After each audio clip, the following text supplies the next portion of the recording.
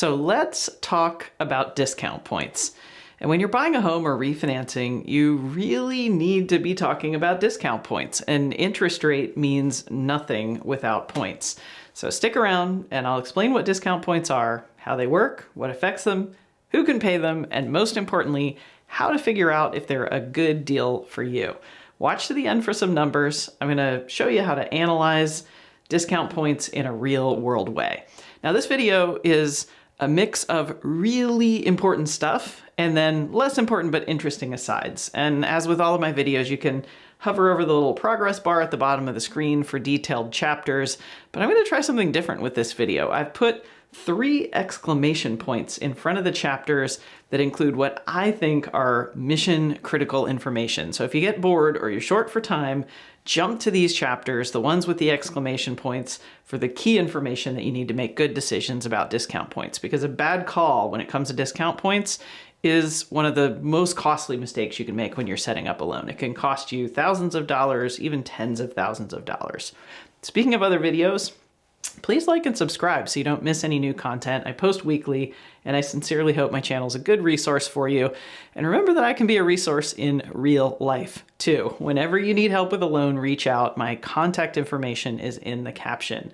So first, let's talk about what discount points actually are. And I'm going to explain this 3 ways: the simple math behind points and a high-level way to understand points that's accurate enough and everything you need to know to make good choices about points for your loan.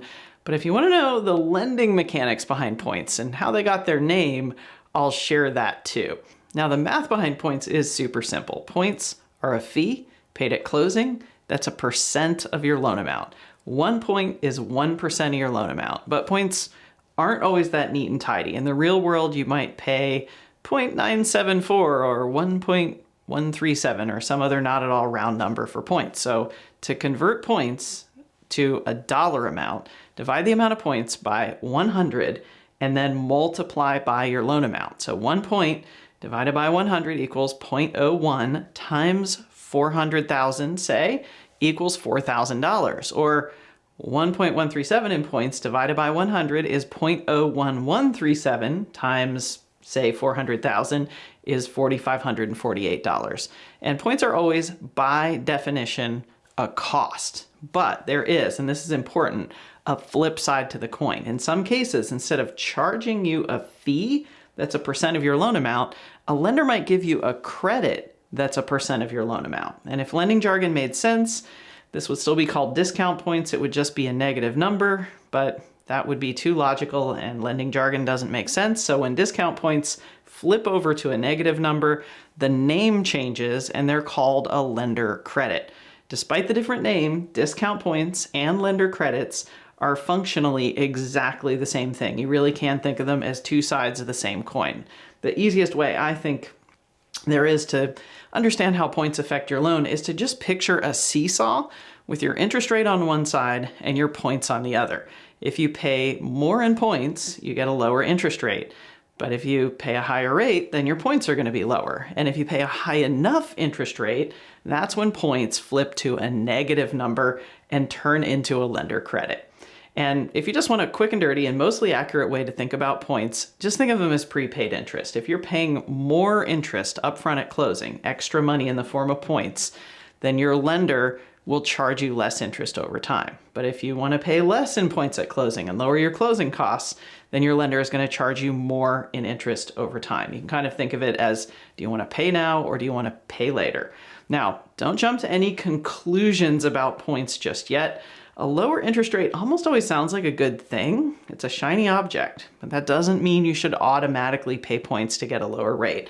And by the same token, if your granddad or someone else told you to never ever, no matter what, don't pay points, they're terrible, push that advice aside. There isn't a one-size-fits-all answer. But I'm going to show you how to figure out whether or not points make sense for your situation. Again, at the end, I'm even going to give you some examples. Now, I did promise a little backstory, and this is kind of some inside baseball about how points actually work. It also explains, if you're curious, where that not very intuitive discount point name comes from. So if you're not interested, this is one of those moments when you can skip ahead using the chapters in the progress bar. I think this stuff is interesting. but not everybody finds mortgages as interesting as I do. And this is not stuff you need to know to make good choices about your loan. So here goes with the backstory. First, we're going to do a little quick overview of where money for mortgages comes from. And if you watch The Big Short, this will probably sound sort of familiar. When you take out a loan at closing, you and your lender are going to make a trade. You get their money, you can use it to buy buy your new home, and in exchange, your lender gets back a piece of paper, which is called a promissory note. You'll sign a whole bunch of stuff at closing, but if you boil it down, the promissory note really is the loan. It's your promise to pay the amount you borrowed at the interest rate you agreed to over a certain period of time, 30 years or whatever. And whoever owns that promissory note is going to collect a bunch of interest from you over the years. They get that right with that piece of paper. So that piece of paper is actually pretty valuable. But it also poses a really practical problem for your lender. No lender has a bottomless well of money that they can dip into to lend from. And if a lender runs out of money, that lender is out of business as a lender. And in a bigger scale, if a bunch of lenders run out of money and they can't lend anymore, that's really terrible for the housing market because people can't buy houses. And it's really terrible for the economy as a whole, which is why back in the Great Depression, which was kind of the OG housing crisis, Congress created Fannie Mae. And Fannie Mae's purpose is to create a never-ending flow of money to finance houses. And they do this by giving lenders, like the company I work for, a place that we can always turn to sell bundles of promissory notes. And that gets us our money back so we can lend again. But of course, Fannie Mae has to get its money from someplace. And Fannie Mae taps into what is probably maybe the only truly bottomless well of money out there, which is Wall Street. Fannie Mae bundles up mortgages and sells them to investors as bonds. So if you buy a Fannie Mae bond, which is something you could totally go do today if you wanted to, you'll own a slice of a bundle, kind of a whole bunch of mortgages. And every month as people make their monthly payments, Fannie Mae is going to send you a check for your slice, your share of all of those mortgage payments that came in on a monthly basis. So what does all of this have to do with discount points? I'm so glad you asked. The value of a given promissory note is directly tied to the interest rate that you, the borrower, have agreed to pay. So if you agree to pay a higher interest rate, the end investor, whoever buys that bond, is going to collect more interest over the years as Fannie Mae sends payments to them over time. So that means they're going to be willing to pay more for that loan, or really a bond, which is what they're buying as an investment. They're willing to pony up more to buy the investment. So let's imagine that the going rate for a loan is 7%, but you want a 6.5% interest rate. When your lender takes that loan, the 6.5% loan they made to you, and they go to sell it to Fannie Mae is still going to be willing to buy it, but because it is at a below the going rate interest rate, it's worth less. That below market rate devalues it. So your lender is going to have to sell the loan to Fannie Mae to make up for that lower than market interest rate at a discount.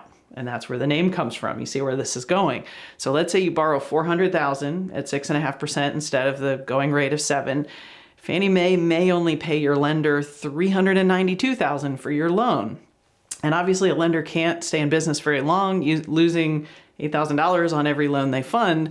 So as you might guess, they pass this expense along to you in the form of discount points. And at closing, you're going to pay this extra $8,000 in points. So when your lender turns around and sells your $400,000 loan for $392,000, the $8,000 you paid up front plus the $392,000 that they get for your loan makes them whole. And lender credits actually work just the same way. Like I said, they're kind of two sides of a coin.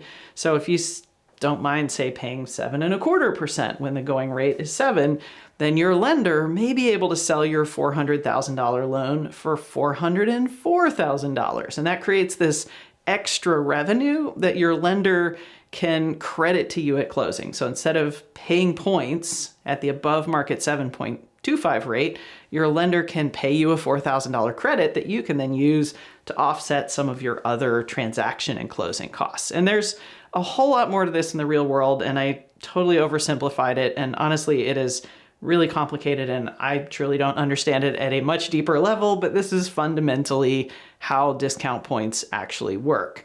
Now, a lot of people, I think, intuit kind of, I guess, I don't know, we all assume everybody's trying to charge us more, so I think people think lenders make more money if they charge you more in discount points, and it feels like it because, they're charging you more, but that's not the case.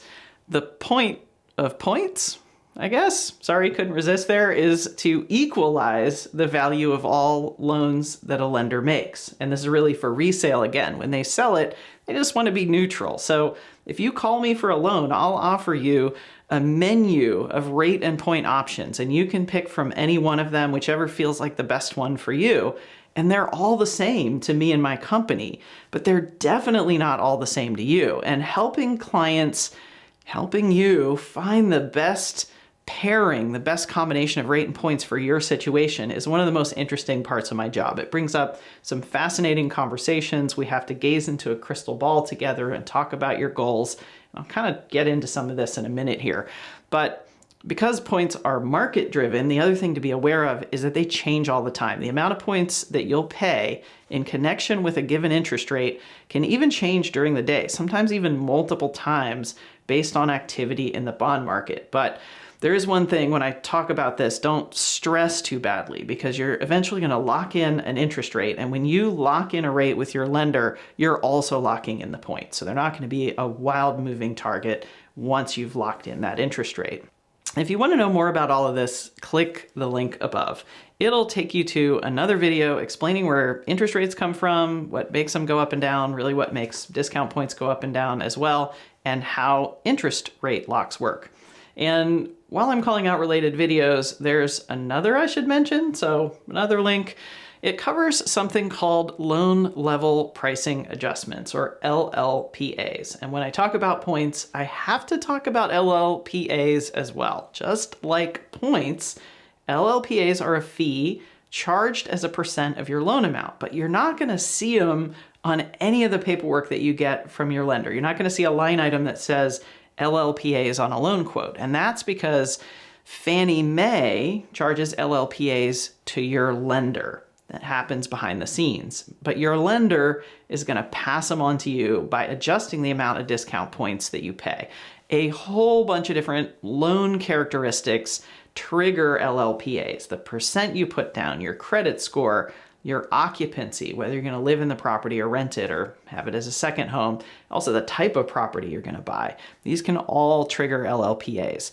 Now, this is the full table of LLPAs for purchase transactions. Let's say you have a 740 credit score and you want to put 30% down on a duplex, a multifamily property that you plan to rent out.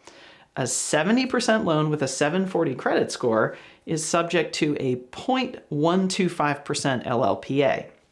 Buying as an investment property, scroll down a little, costs or adds 1.625% to your LLPAs.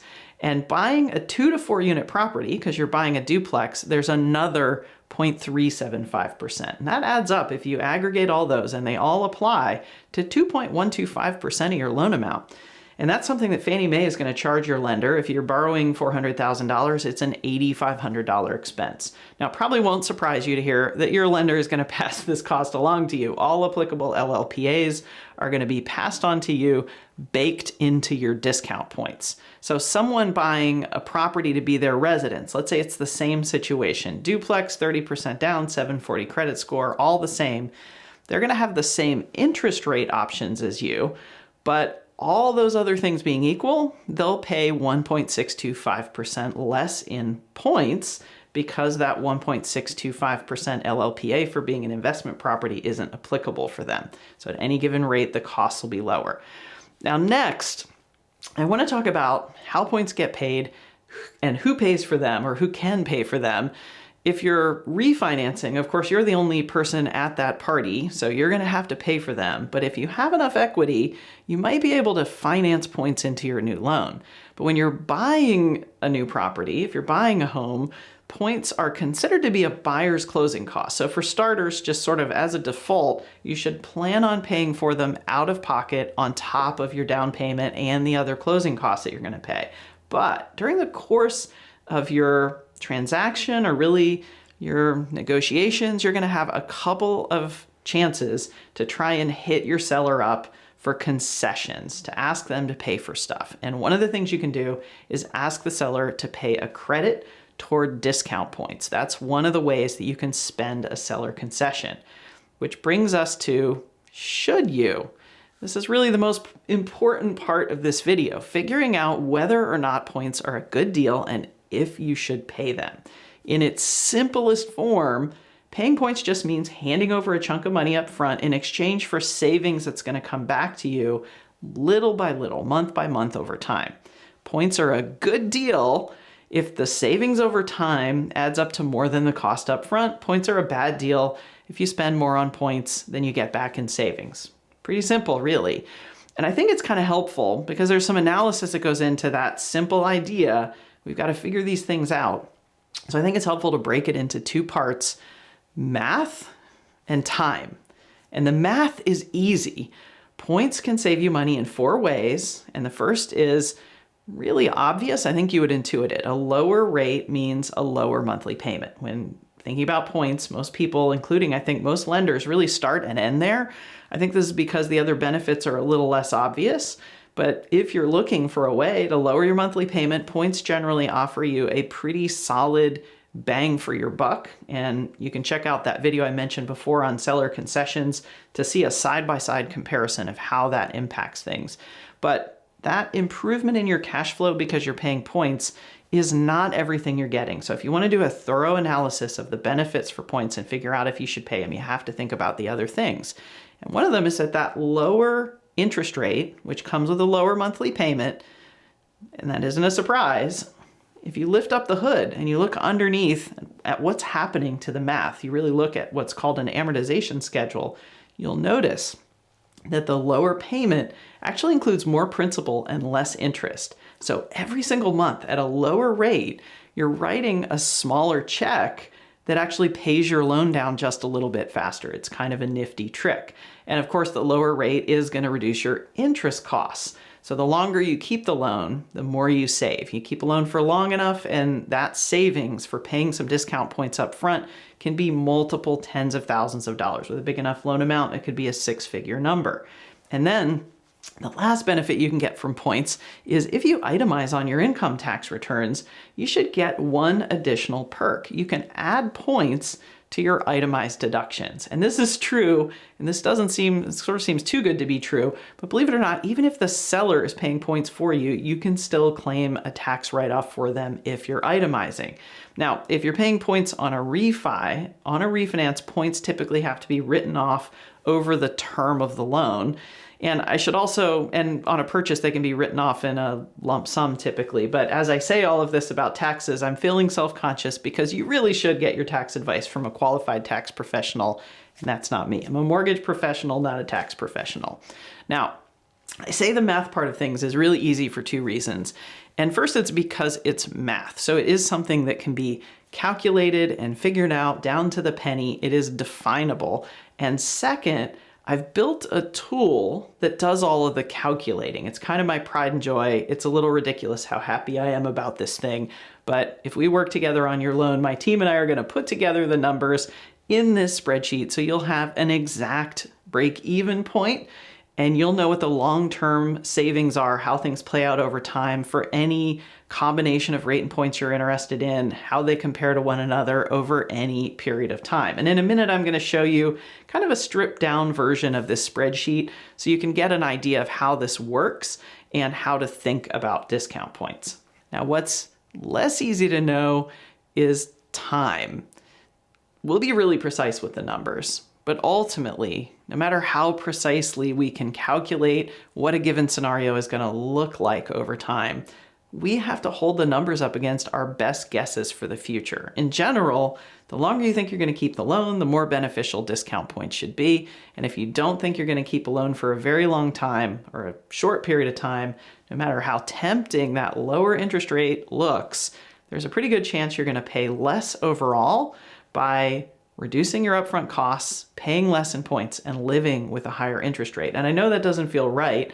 A lower rate is such a shiny object, and it just feels like it has to be a better deal, but it really isn't always, and I'll show you that in a minute. Now, a lower rate, just rule of thumb, I guess, nutshell, lower rate is going to be more important over the long term, but over the short term, lower costs are what will matter most. Now, as I'm recording this video, interest rates are elevated, and the majority of my clients are hopeful that they're going to be able to refi before too long and lock in a lower interest rate and payment. So if you're in that boat, you want to lean, and this is where we're leaning right now, toward points that pay for themselves really quickly. 2-3 years, maybe a little bit less. But we hope rates are going to dip in the next couple years. We think they will, but we don't know they will. What if rates don't come down for 5 or 6 years? What if it's even longer? So you want to think about the numbers and find a balance that doesn't waste too much money. If you can refinance really soon, maybe interest rates fall quickly and you can refi in a year. But because we don't know that's going to happen, you want to think about, gosh, am I going to spend a crazy amount of money on interest if rates are stubborn and they stay higher a little longer than we hope? So you want to think about finding a balance. And even if you think you're going to keep your loan for a really long time, I still recommend thinking about that element of balance when it comes to points, because life's unpredictable. Every day, people who locked in those crazy low 3% interest rates pay off their loan early for some reason. Maybe they had a baby and outgrew their home, or they got divorced, or they got a great job offer in another city and they need to relocate and sell their property. And I should call out one other pretty common, not unusual, and important consideration. If you're planning on aggressively prepaying your mortgage or paying a really big chunk against your principal balance after you close, you've got to analyze points based on the smaller future loan balance, not the larger starting loan balance. So a really common example for this is maybe you're buying a new home before selling your current home. And when you sell your current home after you've purchased your new home, you're going to pay a chunk of the money, the proceeds from the sale, down against the new mortgage in the future. The cost of points, what you actually have to pay at closing, is always going to be based on the initial amount that you borrow, but your savings are going to accrue at the lower loan amount. And that spreadsheet I mentioned I love so much, I've built the ability to handle that scenario and do that math into that spreadsheet. It actually is pretty hard to make points pay for themselves if you're going to be making a really large principal reduction. Now, speaking of spreadsheets, let's take a look at some numbers so you can see what all of these ideas I've been talking about actually look like in action and how to analyze points for yourself. So as we look at the numbers, remember that what we're really looking for is the lowest overall cost in dollars over the period of time you think you're going to keep this loan. And that's what this spreadsheet is good for. This is a simplified version of the spreadsheet when I use to analyze points for every one of my clients and help create clarity and transparency around what the numbers are going to look like over time so that we can hold that up against assumptions about the future and make really fully informed and good decisions about points. So I'm going to give you a little tour of how the sheet's laid out, and then we'll talk about the numbers and some examples to bring some of what I've been talking about together into kind of a real world way to think about things. So I've done a little bit of data entry already ahead of time in sections A and B. In section C, we're going to calculate a cash flow break even, that simple, intuitive break even. And then in section D, we're going to look under the hood, start looking up under the hood at what's happening with the interest cost and loan balance over time. And then in section E, we're going to aggregate everything. And that's really a great place to draw those conclusions about, are points a good deal or not? How much, if any, points should I pay? So let's start with that cash flow break even. This is the common sense thing where you go, hey, I'm getting a lower interest rate and I'm going to save money in my monthly payment every month. And how long does that take me to actually recapture in monthly savings what I paid up front? So at 7.5%, you're getting a lender credit in this scenario of 0.262% of the loan amount. That's $1,048 that'll offset other closing costs and make what you bring in at closing less. To get 7.125, you've actually got to pay 0.465% of the loan amount in points, which is an $1,860 cost. So to get down to 7.125, you have to give up that lender credit and pay a cost. And the aggregate of those two things means you're going to bring $2,908 more in at closing. So what do you get for that extra $2,900? What you get is a reduction in your monthly payment. You go from a little under $2,800 to a little under $2,700, $101.98, $102 a month in savings on your payment. If we divide that $102 of savings into the $2,900 cost that you had to pay to get it, you'll see it takes 29 months, basically 2.5 years, for the $102 a month, month after month, to add up to your upfront cost. Now, remember, that's not everything that you get out of paying points, but it's a really good, quick, and dirty litmus test. And that's why I like to calculate it here. You've got the choice to buy your interest rate down to 6.875 if you want. And it does feel good to have an interest rate that starts with a 6 instead of a 7. Is that a good deal? Well, you have to pay more to get it. 1.299% of the loan amount, which is starting to be real money, $5,200 in points, right? That is actually $33.36 more than you would pay in points at 7.125, and you're only getting $67 a month of savings. So right off the bat, we don't want to say it's a bad deal or a good deal. We can't say that yet, but we know it's less efficient. It's going to take 50 months, if you divide 33.36 by 67, 50 months to break even. 4 years, a little over 4 years. So it takes longer to recoup the money, but you are still at a lower interest rate. And there's some benefits over the long term, as you'll see, to being at that lower interest rate. And we can start to see that if we go down to section D and we start looking at now over time. And I've got this set up. I can play with this, but I've got this set up at 1 year, 2 year, 3 year, 5 years, 15 years, and 30 years, the full term of the loan. So let's start looking at 1 year. After 1 year, if you're at 7.5, you'll pay just under $30,000 in interest, and you will have paid your loan down to $396,313 from the starting $400,000 loan amount. If you're at 7.125%, you'll pay just a little over $28,000 in interest, and you'll have paid the principal down just a little more. And remember, this is less interest and more principal while you're paying a monthly payment that's $102 less. So you're getting a little more bang for your buck inside of that smaller monthly payment. And if you bought the rate down all the way to 6.875%, you'd be looking at just over $27,000 of interest and an even lower principal balance. Now, you'll notice in the middle here that I've aggregated the interest cost and the discount points in one number. And this is another place where this spreadsheet lets me do a really quick and dirty assessment of things. And one thing you'll notice, and this is a tip to some of what we're going to talk about with time in a second, is that at 7.5%, you've actually paid, of these three options, the least amount of combined interest over the first year and what you paid at closing. In this case, what you got as a lender credit. It is actually more in interest cost and points as you go up. As you go down in interest rate, you go up in cost. So what's that telling us? It tells us that the points in a year haven't yet paid for themselves in interest savings. If you go out a little further in time, if we go to 2 years, then we can see we're closer. We're getting really close. In fact, these two are basically neck and neck.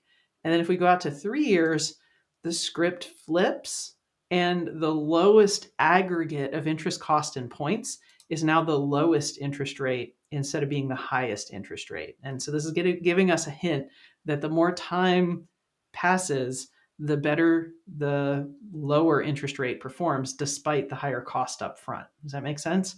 So let's aggregate things. Let's not have to work too hard or get out a calculator. Let's let the spreadsheet do the heavy lifting. So let's compare, for starters, 7.5% to 7.125%. If we compare those two at the end of the first year, let's aggregate everything. We've got some cash flow savings. The monthly payment was smaller, and we've saved $1,200 in monthly payments. We paid $1,500 less in interest, the difference here, and we paid the principal balance down by an extra $279. That's aggregate savings of $1,503. And if you're scratching your head wondering why these things don't necessarily add up to one another, well, that's because these two things are flip sides of the same coin. they go together. And so we don't want to count things twice. So you've got $1,503 of savings, but what did you pay to get it? You gave up $1,048 in lender credit and you paid $1,860 in points. You paid $2,900 to save $1,500. You're $1,400 in the hole. So if you knew you were going to sell the loan off inside of a year, the higher interest rate would be $1,400 less expensive. Now, if we go out to a year, you've paid the same $2,900. You'll notice that $2,900 runs all the way across here because it's a one-time cost. You pay it at closing. It's non-refundable. It's water under the bridge and you're not going to get it back. And that's why it's important to analyze these things, decide if it makes sense to pay points, since you can't, there's no undo for that. But what did you get in savings over 2 years? The aggregate savings is $3,000. So you have broken even in 2 years. And I want to point out that if you use the cash flow analysis, you're going to think it's going to take 2.5 years, but it's actually going to take 2 years to break even if you take everything into account. And at 3 years, you're $1,600 ahead. After you paid $2,900, you got $4,500 of savings. So you've got about a $1,600 benefit. And it's more the longer you have the loan. It could be as much as $33,000 if you kept this loan out to the full 30-year term. Now we've got less good bang for our buck, or less efficiency maybe, out of paying this extra $3,300 to get down to 6.875, but maybe that $2,600 monthly payment looks and feels good to you. So is that a good deal? Well, here's how it plays out. So over the course, you're going to have $6,200 in cost to buy it. You didn't take $1,048 credit. You had to pay $5,200 in points. So that's a $6,244 cost. And in exchange for that, over the first 12 months, you'd save $2,500. So if you're going to keep the loan super short term, higher interest rate's a great deal. But if you're thinking, gosh, I might keep this loan for years longer than this, then the lower interest rate is going to start to maybe pay off for longer. At a year, at 2 years, because this is less efficient, you haven't, we can see here that it takes longer just for the cash flow to break even. So yeah, you're still not ahead at the lower interest rate after 2 years. But in 3 years, you are. You've got $1,300 of savings. For that $6,200 that you paid at closing, you've now saved $7,539. And we can actually play around with this a little bit and see that it takes 2.5 years to have the upfront cost paid back in all of the forms of savings that you get. You're right at a break even at 2.5 years, 30 months out. And if you keep this loan for 30 years, it could be $55,000 of savings on top of your $6,200 cost at closing. It really can add up to quite a bit. So what should you do? Should you pay points or not? Well, the questions you want to ask yourself really are, how long do you think you're going to have the mortgage? And the other question that you want to ask yourself that's really important, and this sheet I think helps with, is what's your risk if you're wrong? Now, if you know you're going to sell a house inside of a year and pay the mortgage off, then you've got something, really concrete that you can base the decision around. But for most people, and as I'm recording this, as interest rates are a little bit elevated, we think and we hope that interest rates are going to be coming down, but we don't know that interest rates are going to be coming down. So we want to have a little bit of a bias toward points that pay for themselves pretty quickly. But if we're wrong, there is this risk that if you trade a higher rate for lower costs up front because you're betting you're going to keep the loan for a short period of time and then you're wrong, you could wind up paying more. So how do we use this information to make that decision? Well, inside of a year, this buy down doesn't pay for itself no matter what. So you would really only want to do that if you knew that something unusual was going to happen and you were going to pay the loan off inside of a year.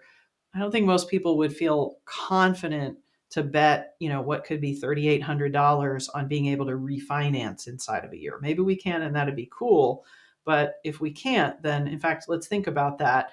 If you bought the rate down all the way to 6.875%, and then rates fall and we can refi inside of a year, then you really didn't get back a lot of that upfront cost. So maybe do something a little more moderate. Don't go so extreme. And if you feel like you're going to refi inside of a year, bet on that 7.125 rate, because if you can refi in 12 months, you've only wasted $1,400 of your $2,900. And it only takes 2 years to kind of hit that break even point. And if you're wrong and it takes 2.5, or let's go back to 3 years, if it takes 3 years, if it takes 5 years, you're actually starting to come out ahead. So again, let's take that scenario where we think we're going to break even in 2 years, or we think we're going to refinance in 2 years.